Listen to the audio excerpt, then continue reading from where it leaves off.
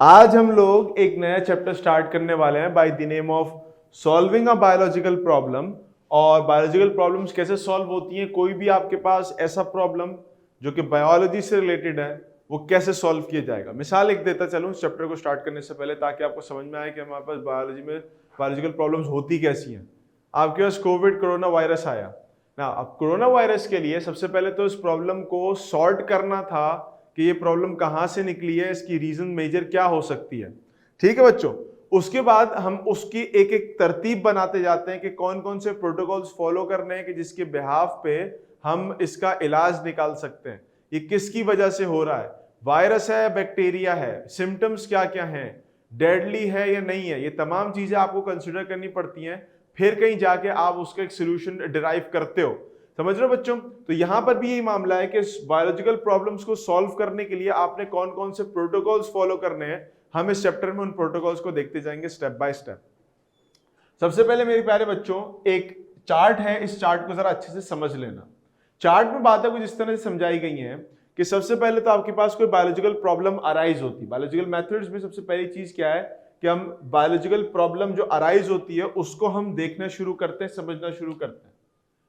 अब कोई biological problem arise होती है, ठीक है, तो उससे रिलेटेड जो पिछली इंफॉर्मेशन है या उससे रिलेटेड जो ऑब्जर्वेशंस हैं हम उनके ऊपर काम करना शुरू करते हैं। अच्छा, सो आई वाज सेइंग कि हमारे पास जो है वो बायोलॉजिकल प्रॉब्लम अराइज होती है and now this biological problem जो है इससे देखा जाता है कि इसकी पिछली इंफॉर्मेशन कैसी थी।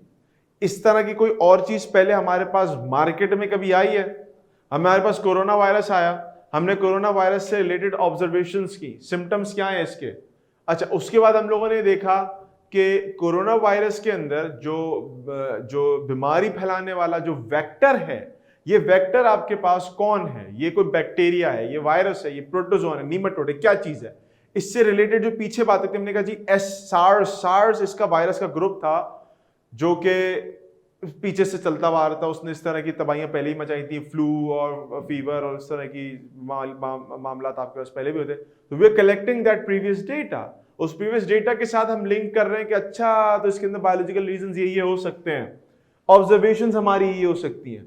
उसके बाद हम एक चीज अपने दिमाग में लेके आते हैं, हम कहते हैं ओके लुक, सार्स वायरसेस से इसी तरह के सिम्टम्स आ रहे थे, 10-15 दिन वाले, 20 दिन वाले, के सूंघने की मसले होते थे और टेस्ट वाला प्रॉब्लम हो जाता था, खत्म हो जाता था। तो इट मींस कि it has something to do with the same group of viruses. अब हम एक हाइपोथेसिस ड्राइव करते हैं, एग्जांपल देके बात कर रहा हूं। हाइपोथेसिस क्या ड्राइव कर रहे हैं हम? हाइपोथेसिस ड्राइव करते हैं, ओहो सुन देखो जरा, हमारे पास फॉर एग्जांपल सार्स ही से बीमारी होती कि नहीं होती। अब हाइपोथेसिस जब एक बार आ जाता है तो फिर हम हाइपोथेसिस की एक्सप्लेनेशंस देते हैं इंडक्टिव रीजनिंग और डिडक्टिव रीजनिंग के साथ। What is an inductive reasoning and deductive reasoning, इसकी तो अभी हम तफसील देखने जा रहे हैं आगे थोड़ी देर में। लेकिन यह है कि हम रीजंस जनरेट करते हैं यूजिंग अ हाइपोथेसिस कि क्या वायरस की वजह से फ्लू हो रहा है नहीं हो रहा। रीजंस तलाश करते हैं, उसके मुख्तलिफ ट्रेंड से रीजन तलाश करते हैं। जब एक बार हमें उसका रीजन मिल जाता है तो फिर हम रीजन के जरिए उसमें एक्सपेरिमेंटेशन पे टूट पड़ते हैं, हम एक्सपेरिमेंट्स करते हैं। एक्सपेरिमेंटेशंस में हमारे पास एक तो हम मेथड यूज करते हैं, केमिकल यूज करते हैं, फिजिकल कुछ मेथड्स होते हैं, फिर डेटा कलेक्शन होती है। भाई कितने लोगों को हो रहा है, वायरस फैल रहा है, क्या है आपस में एक दूसरे को लग रहा है, लगने के तरीकेकार क्या है, क्या ब्लड से लग रहा है या बात करने से लग रहा है या सलाइवा से लग रहा है, इस तरह की चीज से लग रहा है। समझो मेरे बच्चों मेरी बात को। तो आपके पास क्या होता है कि आप डाटा कलेक्ट करते हो और डाटा की एनालिसिस करते हो कि जो डाटा हमारे पास आया है ये डाटा किस हद तक वैलिड है, इसके अंदर क्या क्या चीजें हो सकती हैं, इसमें क्या फ्लॉज हैं डाटा के अंदर। आप कैलकुलेशंस करते हो सारी एक तरफ। फिर उसके बाद आप दो चीजों पे आते कि क्या आपने जो डाटा कलेक्ट किया उसने आपके हाइपोथेसिस को सपोर्ट किया। जो डाटा आपने कलेक्ट किया इधर मार्केट से एक्सपेरिमेंटेशंस किया, क्या उससे पता चला कि सार्स जो कोरोना वायरस है उससे ही ये बीमारी फैल रही है या कोई और चीज है। इफ नो तो आप फिर नए सिरे से नया हाइपोथेसिस बनाते हो, नया काम स्टार्ट करते हो।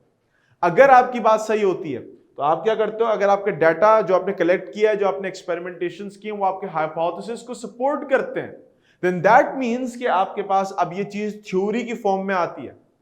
क्या कोई बच्चा मुझे किसी बायोलॉजिकल थ्योरी का नाम बता सकता है जो उसने कभी जिंदगी में पढ़ी हो? कोई ऐसी बायोलॉजिकल थ्योरी जो उसने कभी जिंदगी में पढ़ी, बायोलॉजी की कोई थ्योरी, बायोलॉजी की थ्योरी किसी बच्चे के दिमाग में हो, कोई इस तरह की कुछ कहानी, इस तरह की चीज पढ़ी तो होगी बच्चों ने, 8 में पढ़ी होगी, 9 में तो आप लोग आए हो, आप तो नहीं शायद अभी पढ़ी होगी, लेकिन 7 में कभी पढ़ी होगी, 8 में पढ़ी होगी, किसी बच्चे ने भी नहीं पढ़ी। कोई एक बच्चा भी ऐसा नहीं है जिसने कोई बायोलॉजी कोई थ्योरी नहीं पढ़ी हो जिंदगी में, कोई थ्योरी ना पढ़ी हो। कोई बच्चा ऐसा, कोई बच्चा जिसने बायोलॉजी की कोई थ्योरी पढ़ी हो, कभी नाम सुना उसका, any theory regarding the subject of biology. Cell theory, very good, Anshara ने बताया cell theory 3 postulates, Robert Virchow, Schleiden and Schwann ने अलग अलग मौके पे आके एक पूरी एक समरी बनाई आपके पास कि सेल्स को की थ्योरी क्या होती है। वेरी गुड बेटा अंशरा, वेरी गुड। इसके अलावा मैं बताता हूं, एक और एग्जांपल देता हूं। आप लोगों ने डार्विन्स की थ्योरी का नाम जरूर सुना होगा, डार्विन्स की थ्योरी ऑफ एवोल्यूशन, नाम सुना है बच्चों, नाम सुना है डार्विन्स की थ्योरी ऑफ एवोल्यूशन। एग्जैक्टली, ये भी अंशरा ने बताया, बाकी सारे बच्चे भी खामोश है, शायद उन्होंने अभी नहीं जिक्र पढ़ा होगा इसका कभी। तो ये थ्योरीज हैं, हाइपोथेसिस ड्राइव करते हैं, उसके बिहाफ पे थ्योरीज बनाते हैं। मेरे बच्चे समझ रहे हो मेरी बात को? अच्छा, एक बात और याद रखना, बायोलॉजी में हमारे पास आमतौर पे लॉज नहीं होते, लॉ बायोलॉजी में नहीं होते, क्योंकि लॉ एक ऐसी स्ट्रिक्ट चीज होती है कि उससे ना इधर ना उधर बात नहीं हो सकती। फिजिक्स में लॉज पढ़े, केमिस्ट्री में पढ़े आपने, जैसे हम फिजिक्स के अंदर लॉ पढ़ते हैं, लॉ कौन सा होता है, लॉ ऑफ मोशन, न्यूटन के laws of motion, 3 laws of motion, very good. इसी तरीके से केमिस्ट्री के बॉयल्स लॉ, चार्ल्स लॉ आपके पास होता है ना, पास्कल्स लॉ, ये केमिस्ट्री फिजिक्स में तो मिल जाएंगे, ये केमिस्ट्री फिजिक्स में आपको लॉज मिल जाएंगे, क्योंकि उसमें बड़ी स्पेसिफिक बात होती है। अब जो न्यूटन ने लॉ कह दिया आपके पास, इनर्शिया कब दे दिया, F = ma दे दिया, या फिर आपके पास जो है वो इक्वल डायरेक्शन वाला लॉ दे दिया कि जो आपके पास थर्ड लॉ ऑफ मोशन है कि जो चीज आपके पास इक्वल एंड ऑपोजिट डायरेक्शन में, जाहिर सी बात है वो रिस्पॉन्स देती है। ये सारे लॉज हैं, ये स्पेसिफिक बात है, इससे हट के बात हो नहीं सकती, ऐसा ये कि नहीं है। लेकिन बायोलॉजी में लॉज नहीं होते, बिकॉज बायोलॉजी में कोई भी चीज ब्लैक या व्हाइट नहीं होती, it's always in the grey zone. हम यहां पर लॉ और थ्योरी की बातें कर रहे थे, हम ये बातें कर रहे थे कि कौन से लॉज बायोलॉजी में क्यों नहीं होते और फिजिक्स केमिस्ट्री में क्यों होते। तो याद रखना बच्चों, बायोलॉजी के अंदर कोई भी चीज ब्लैक या व्हाइट नहीं होती, हमेशा ग्रे जोन में होती है। सर ये ब्लैक व्हाइट ग्रे जोन क्या होता है, कलर्स क्यों बता रहे हैं आप? कलर इसलिए बता रहा हूं कि ब्लैक और व्हाइट ये आमतौर पे अंग्रेजी के माकूले हैं। माकूले से मुराद ये होता है कि कोई भी चीज ब्लैक या व्हाइट या यस और नो नहीं होती, बल्कि मे बी वाले जोन में होती है बायोलॉजी के अंदर। अब मिसाल के तौर पर मैं आपसे कहता हूं कि ह्यूमन हाइट जो है, इंसानों की हाइट फिक्स हो सकती है कभी? क्या आप बोलो कि ह्यूमन हाइट फिक्स होगी, भाई इससे आगे कोई बात नहीं होगी, ह्यूमन हाइट फिक्स होगी, इससे आगे कोई बात नहीं होगी, क्या कभी ऐसा पॉसिबल है? Sir no, it is variable. Yes exactly, अगर हमारी हाइट या तो बड़ी होती 6 फुट या छोटी होती 3 फुट, तो हम कहते हैं ब्लैक एंड व्हाइट है, तो लॉ बन सकता है, हाइट कैन ऑलवेज बी 6 और 3, ये लॉ ऑफ हाइट होता। सर हमजा के नया लॉ हो गया भाई बायो के अंदर, लेकिन ऐसा हो नहीं सकता। इसलिए नहीं हो सकता कि वी नो कि there are numerous number of heights that can exist between 6 feet and 3 feet, इसके दरमियान कई सारी हाइट्स हो सकती है, वेरिएबिलिटी है हाइट के अंदर। इस वजह से बायोलॉजी में कई सारी किस्म की आपके पास वेरिएशंस होती हैं, एवरेजेस होते हैं, एक्सट्रीम्स नहीं होती, इसलिए कभी भी लॉ नहीं निकलता। तो याद रखिएगा, लॉ हमेशा उस वक्त होता है जब आपके पास कोई चीज फिक्स होती है।